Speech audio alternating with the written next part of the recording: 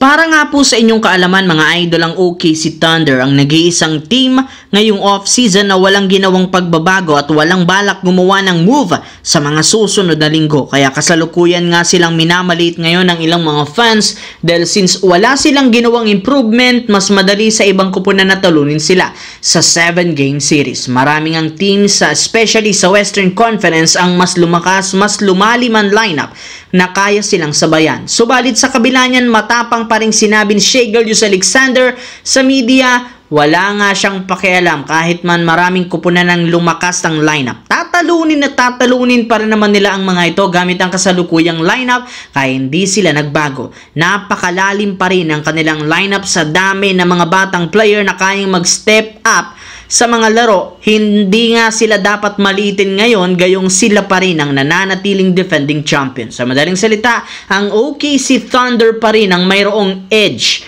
kontra sa kanilang mga magiging kalaban sa regular season at maging sa playoffs. Samantala, wala na nga pong problema pa ang Los Angeles Lakers sa kanilang superstar na si Luka Doncic matapos itong pumirma ng bagong kontrata sa team.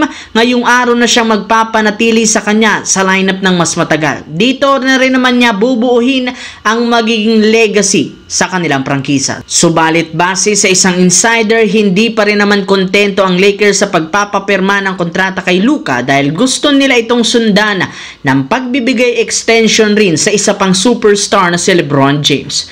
Ayon dito, mismong si Luka Doncic ang personal na nakipag-usap sa front office ng Lakers lalo kay Rob Pelinka na gawin nito ang lahat ng makakaya para lamang mapanatili si LeBron. Ayaw rin naman niyang ipagtabuyan ang kanyang kapwa superstar at gusto niya itong magretiro sa liga bilang parte ng Lakers. Kaya asahan na nga ninyo na aalokin ni Rob Pelinka si LeBron ng bagong kontrata sa susunod na mga buwan upang maiwasan nilang maging isa itong ganap na free agent next summer.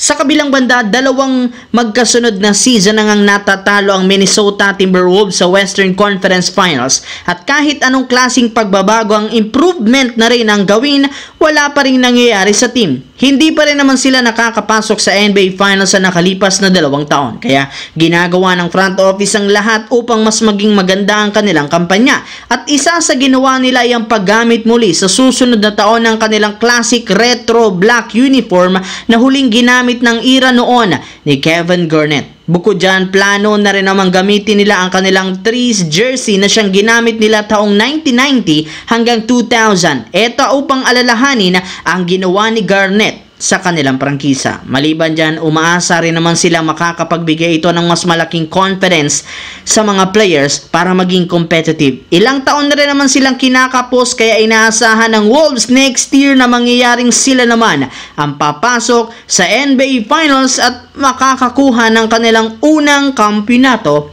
sa NBA.